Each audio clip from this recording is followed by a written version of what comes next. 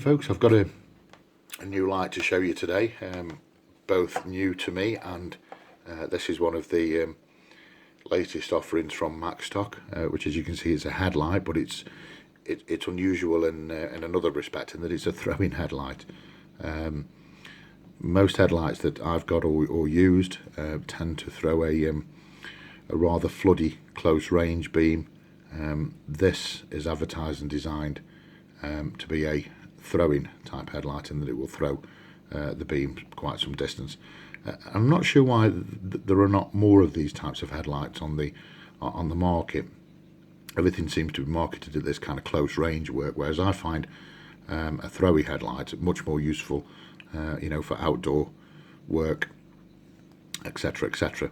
Now, the first thing that I've kind of noticed, talking you through sort of after the first 15 minutes impressions of this light, are the the build quality, as I've come to expect from Maxtoch.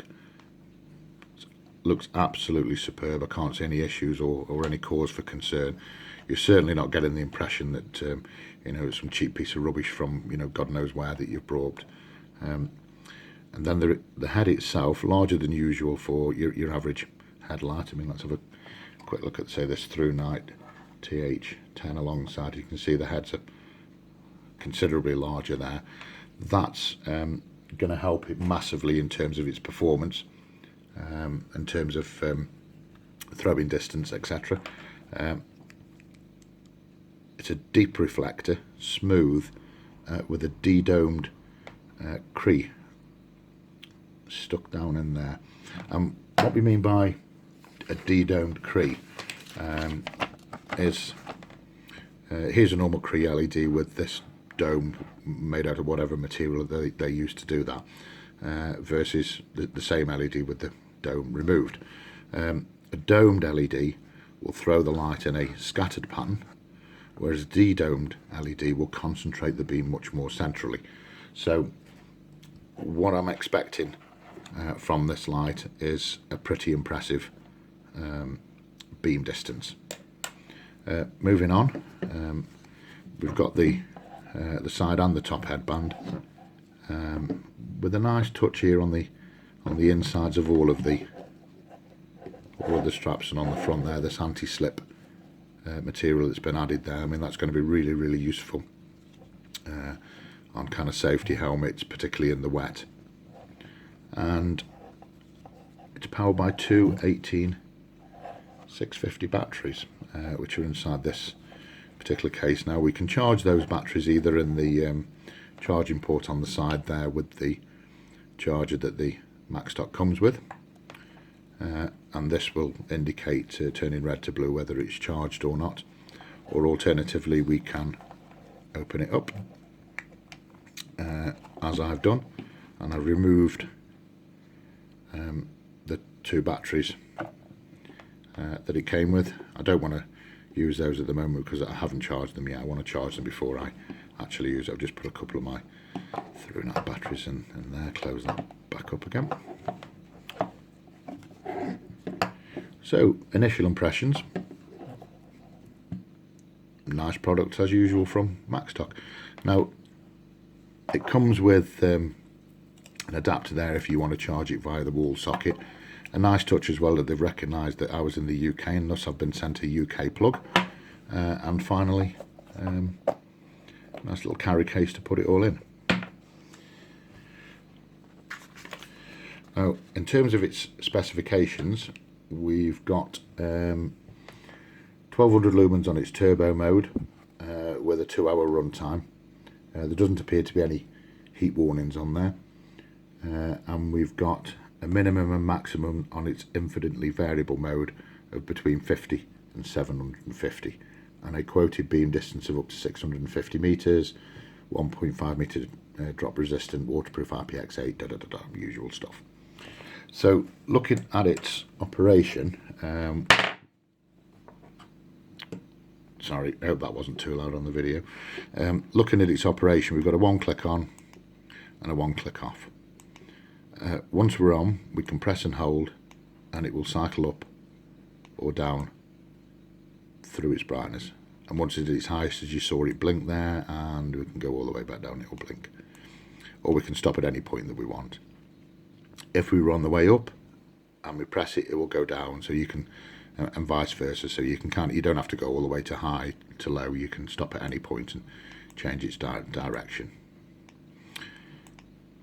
The one thing that did confuse me a little bit, and I had to read the manual just a few times to get my head around this, and that it says the turbo mode is accessible by a 2-second press on the side button. Yeah, which we can see that it is. Once it's in turbo mode, a long press doesn't give us any of the adjustable brightness. When we are using the adjustable brightness, it doesn't appear as though there's any way to go to turbo mode other than to turn it off and then do a long press.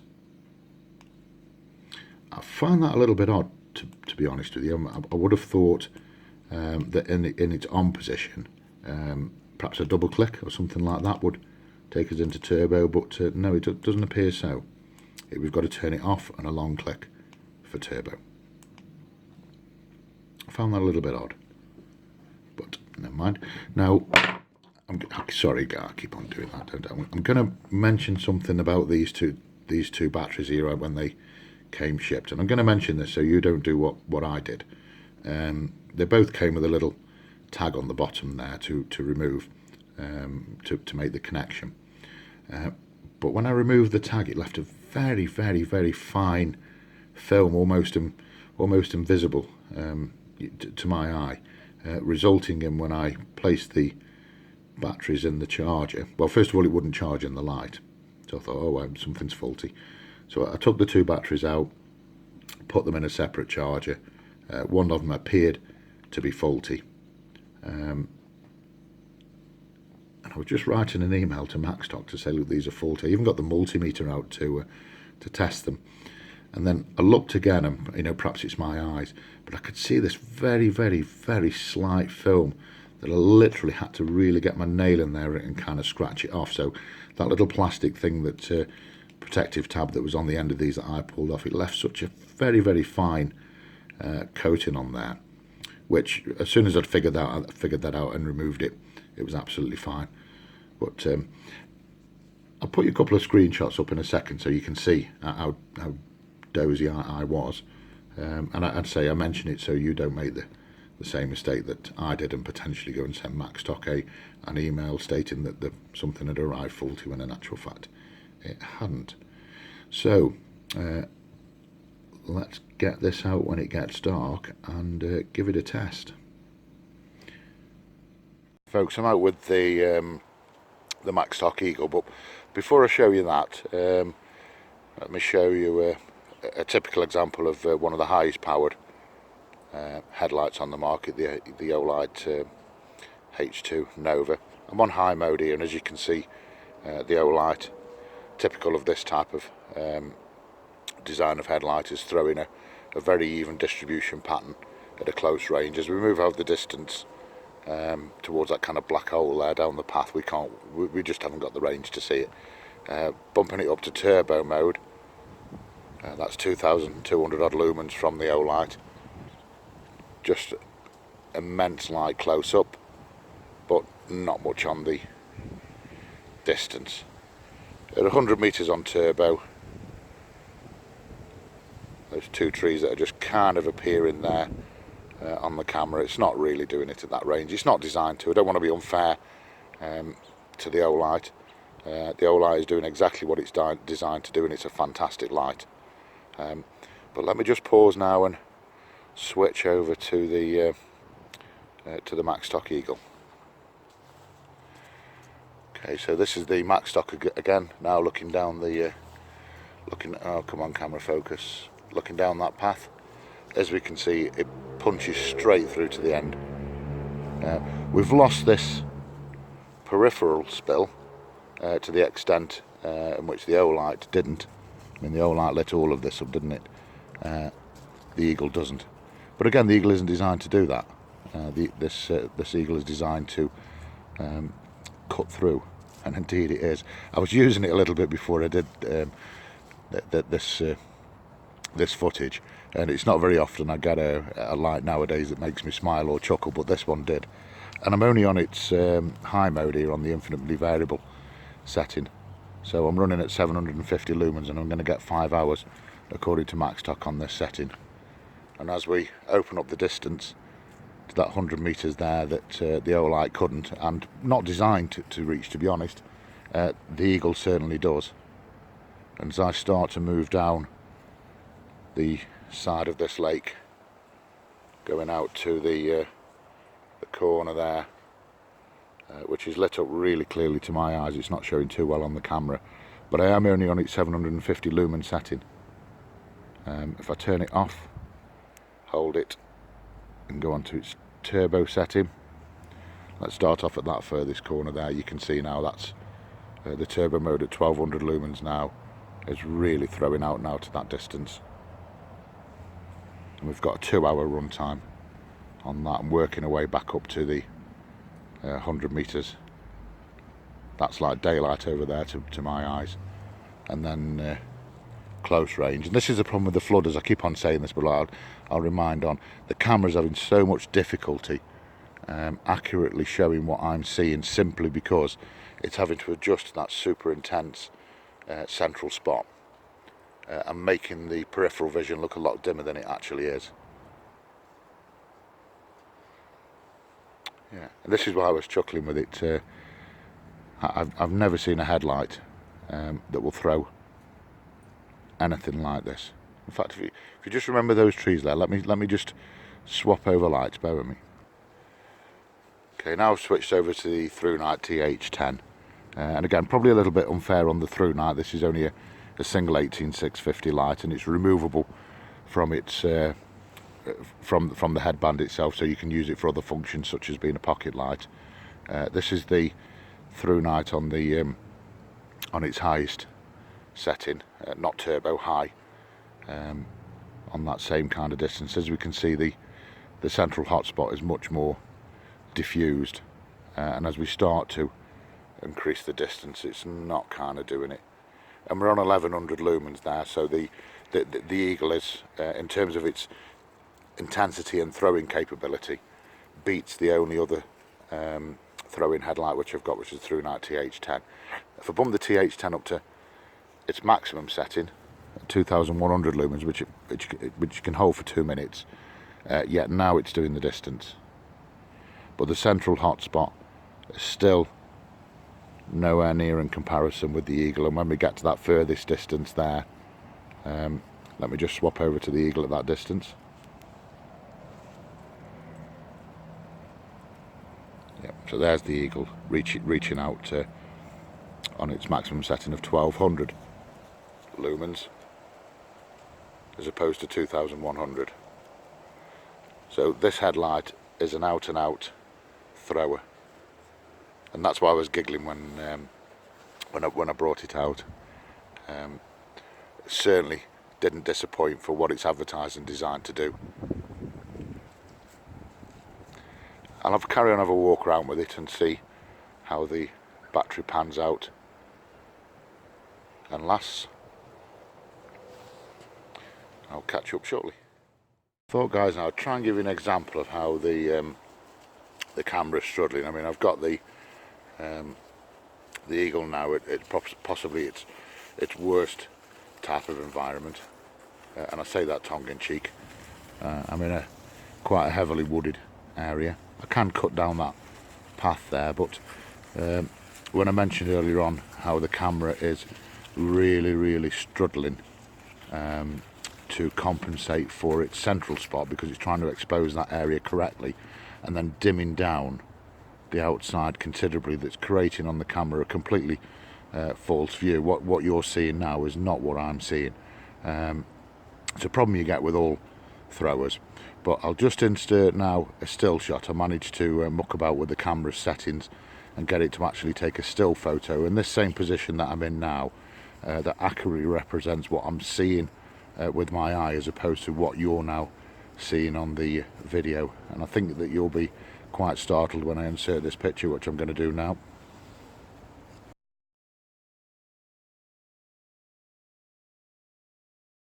So hopefully that still shot there, just waiting for the camera to adjust this beam. It's still struggling with it, but hopefully you can see from that still shot the point that I'm trying to make. With such a piercing beam as this, it totally distorts what we can see on the remainder. Come on, focus. Yeah, there we go. Now I've run the Eagle on turbo. We're about 40 minutes in now. It is a little bit of a cold night, to say the least, but the Eagle is running cold. I suspect it would probably be running a little bit warmer if it wasn't so cold, but I've certainly got no concerns heat wise. And I'm on its turbo setting still. That building there, 100 metres away. It's a phenomenal little light, and it's been a long time since I've picked anything up and used anything that still keeps the wow factor nowadays, but this one certainly does.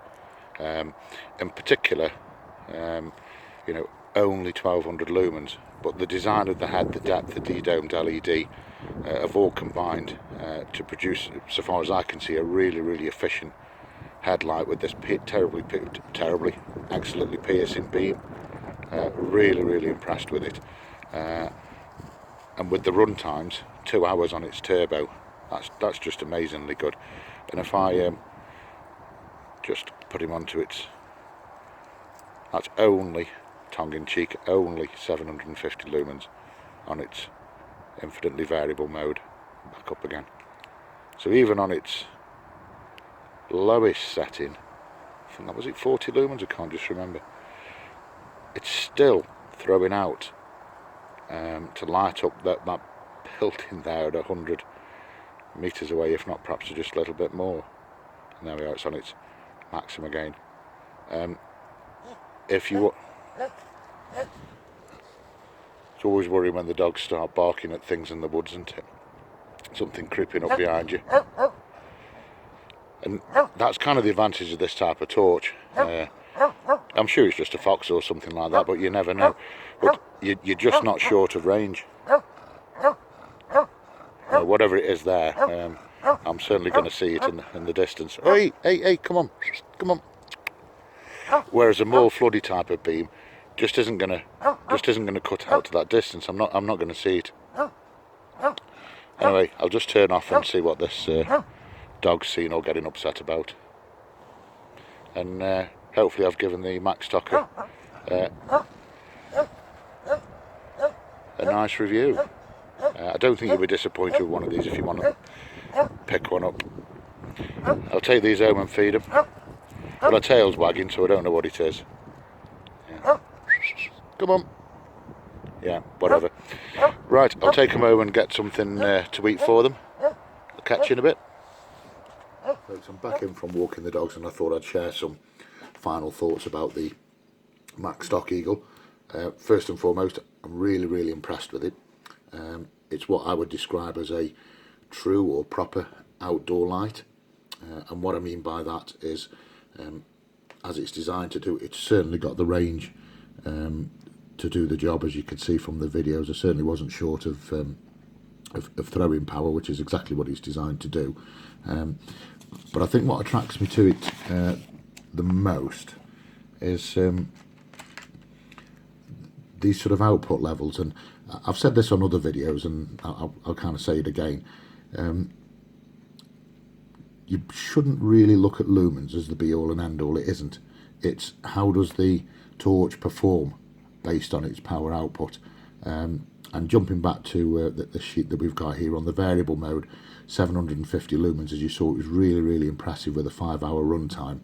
And the turbo mode, which I wouldn't really call it a turbo, to be honest, given that it's not overheating and it isn't time limited, we've still got 2 hours run time on that.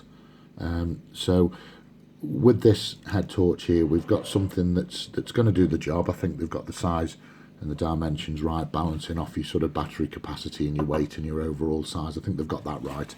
And these sort of power levels, I think they've come up with with a happy balance between all the critical factors. So you can go out with this chappie on the variable mode and get sort of up to 5 hours run time on 750 lumens. absolutely really impressed with it. So if you're looking for a proper outdoor light, I'd certainly recommend this one.